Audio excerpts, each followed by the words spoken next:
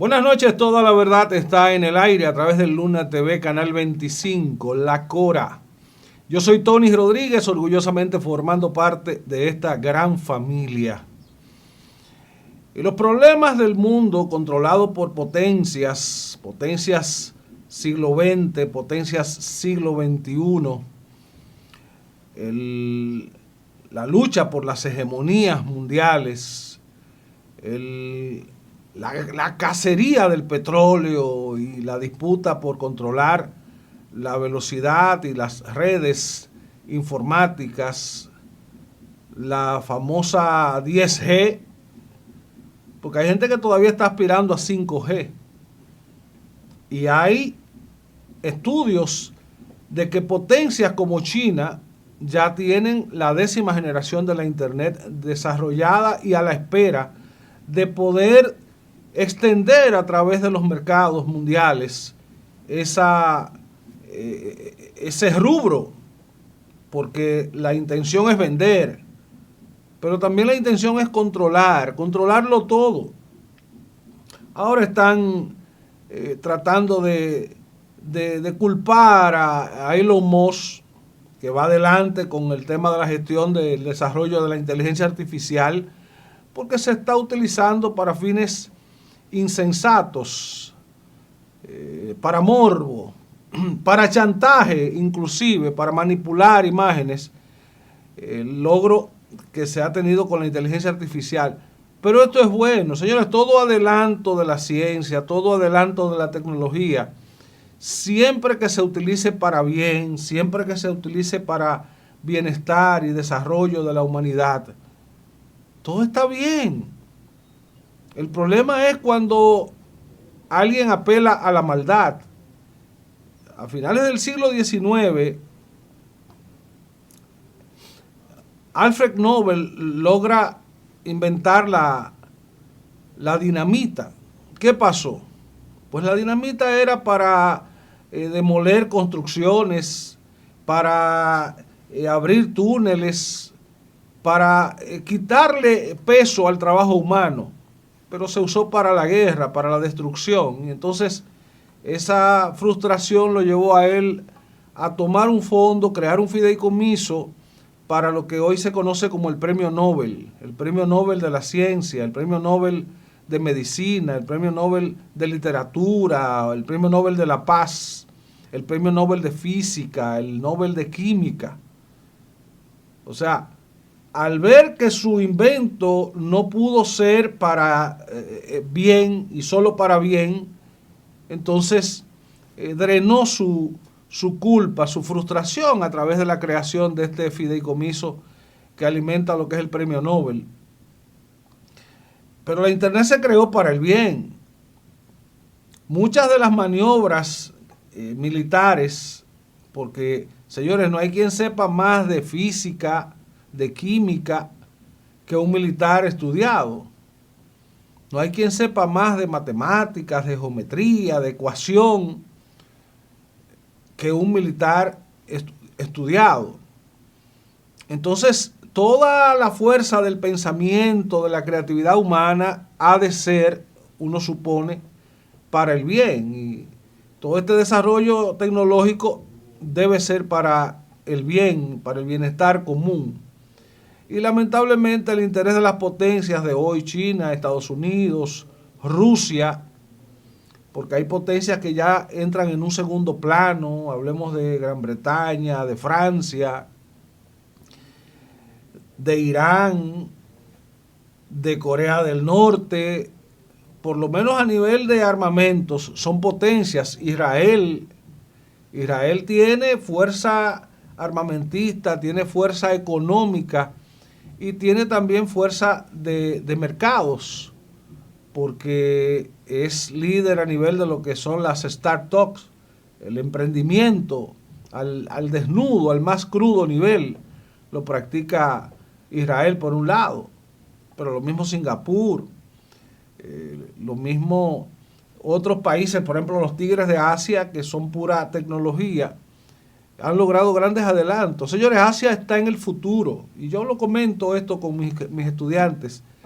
Asia vive en el futuro, mientras muchos aún vivimos en el pasado, mientras muchos solo viven el presente. Usted va a Asia, y esto lo ha dicho el propio presidente de los Estados Unidos, lo dijo en campaña, el presidente Trump. Usted va a un aeropuerto a Asia, a cualquiera de esas potencias tecnológicas, entiéndase Japón, entiéndase Corea del Sur, entiéndase China, y un aeropuerto allá no es lo mismo que en Estados Unidos. Oiga lo que dice el presidente, superan en adelantos tecnológicos, en infraestructuras a potencias económicas como el gigante del tío Sam. Entonces el mundo está enfrascado ahora, primero en tentativas de guerra, lo que está pasando con China, que tiene prácticamente sitiado el espacio marítimo de Taiwán. Taiwán solo sobrevive porque tiene el apoyo de la OTAN. Taiwán sobrevive porque tiene el apoyo de Estados Unidos. Pero China quiere controlar a Taiwán por los recursos naturales, por los adelantos tecnológicos que Taiwán tiene, por ese liderazgo en la producción de los microprocesadores y de otras técnicas que hacen de Taiwán una potencia. Para China, Taiwán es solo la provincia de Formosa, como así se llamaba antes.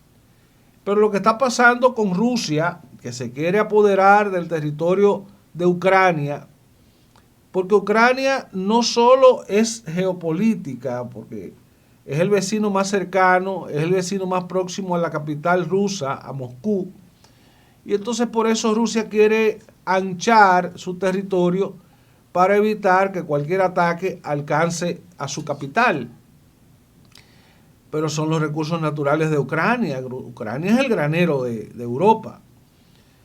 Entonces, es una disputa por territorio, por dominio, por hegemonía. Pero Estados Unidos ahora está aspirando a Groenlandia.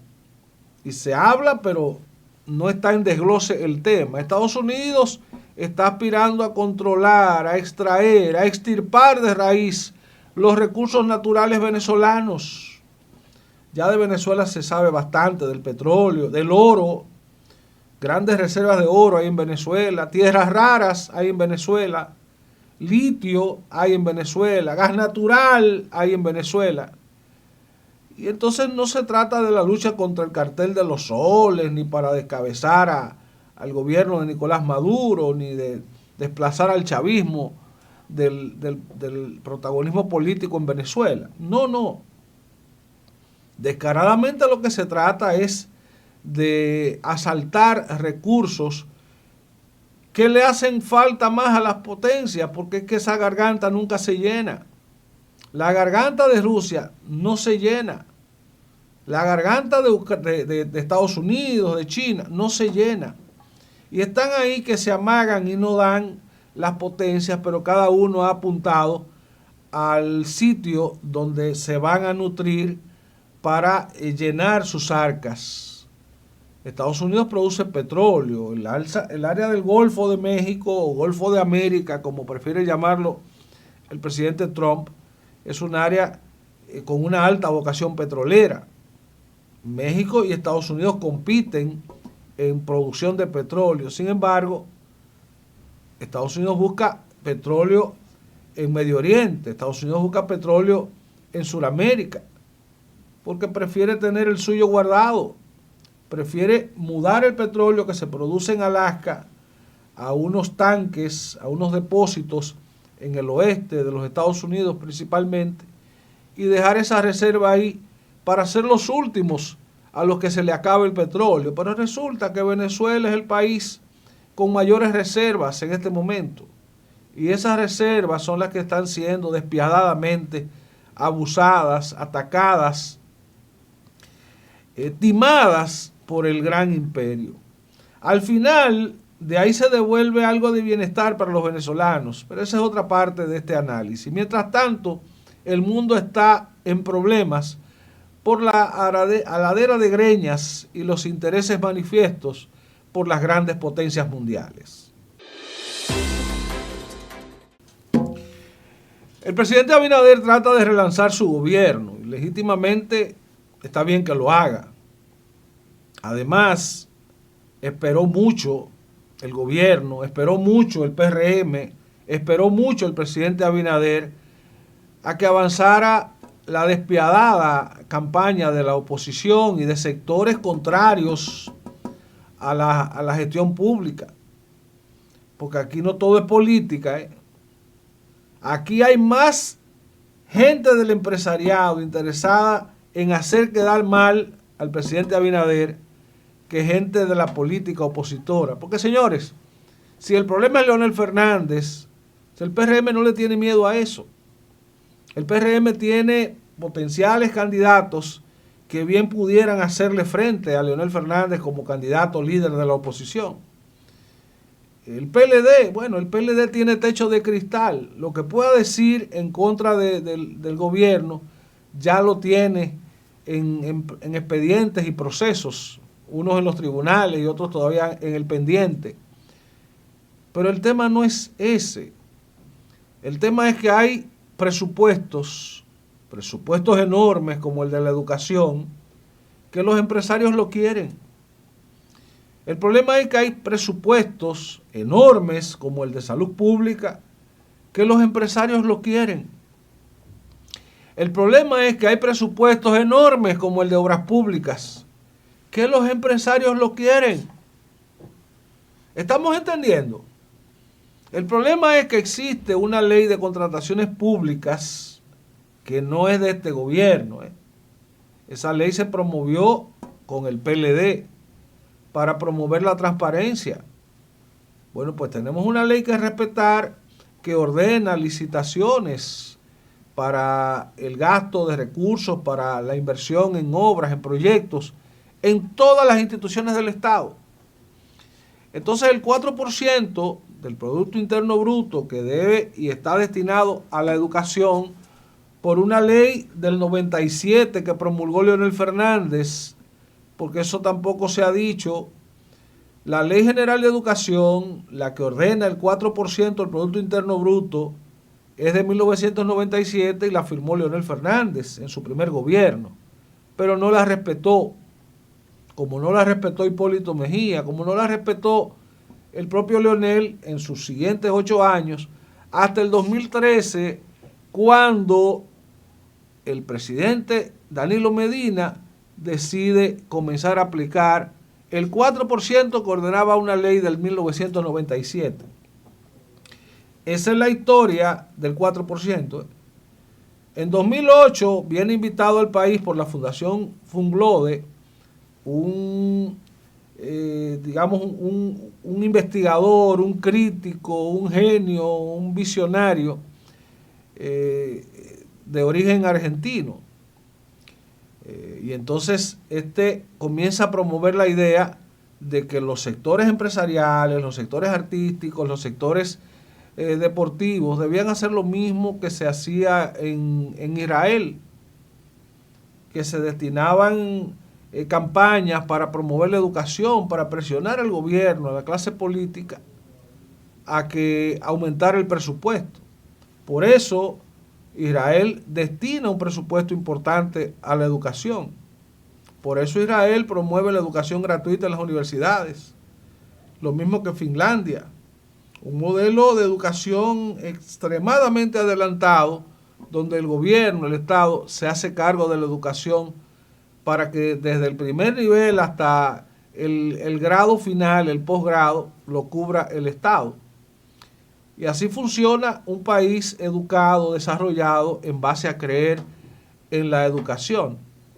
Pero Andrés Oppenheimer, que fue el invitado de Leonel y de la Fundación Funglode, le dijo en esa mesa a empresarios como Pepín Corripio, que estaba enfrente, a empresarios como Manuel Estrella, Félix García, que estaban ahí atentos, salgan a promover una campaña para que al gobierno de Leonel le presionaran por el 4%.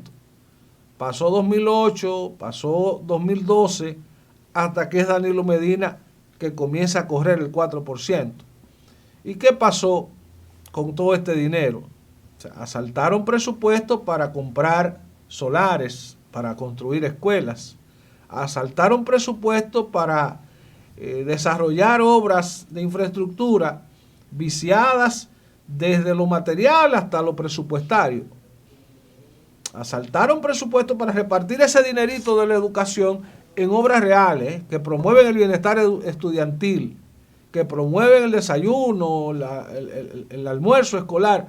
Todo eso es cierto, la historia está ahí, es reciente. Pero muchos empresarios detrás buscando las gallardas comisiones y sobornos por estos contratos. Entonces, si ustedes ven que atacan salud, busque que hay empresarios detrás buscando contratos. Si ustedes ven que atacan educación o atacan obras públicas o atacan el monorriel o atacan el teleférico o atacan el metro de los Alcarrizos o la circunvalación tal, por favor, siempre hay competidores detrás que son los que tratan de justificar el que no ganaron un contrato o que están presionando con chantajes, con sobornos, para que le aseguren un contrato con los que se pueden bañar en dinero. Y en esto los políticos son sensibles, son débiles, son debiluchos, son anémicos, son alérgicos a que le enseñen cuartos de sobornos. ¿A quién que le dan que no coja? Esa es la respuesta a todo esto. De modo que Abinader quiere relanzar su gobierno y ustedes lo ven ahí metido en una escuela dando clases de moral y cívica. Ustedes lo ven ahí reunidos con el gabinete de gobierno, un gabinete renovado.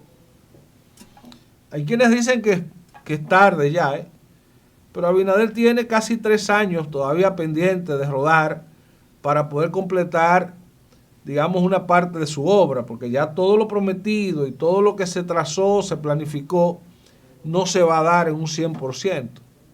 Pero estaría bien que Abinader deje culminado ese monorriel de Santiago. Estaría bien que Abinader deje completada la circunvalación de Navarrete.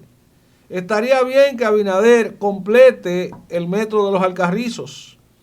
Estaría bien que Abinader deje sobre ruedas el proyecto de desarrollo turístico de Pedernales y lo mismo con el proyecto de transformación turística y del muelle de Manzanillo, Montecristi. De modo que lo mejor que puede pasar para el país, no para esos empresarios gallardos, no para esos políticos atrapacheles, no para esos mendaces opositores que lo que buscan es la consigna abajo el que está arriba, ¿no? El bienestar del pueblo depende de una buena gestión de gobierno y eso es lo que hay que desear. Que este intento de Abinader por relanzar su gobierno, me han dicho que está tocándole puertas a algunos gestores para que se integren al gobierno, pero no a los que están buscando hacer más de lo mismo, sino a gente con buena cabeza y con buena intención.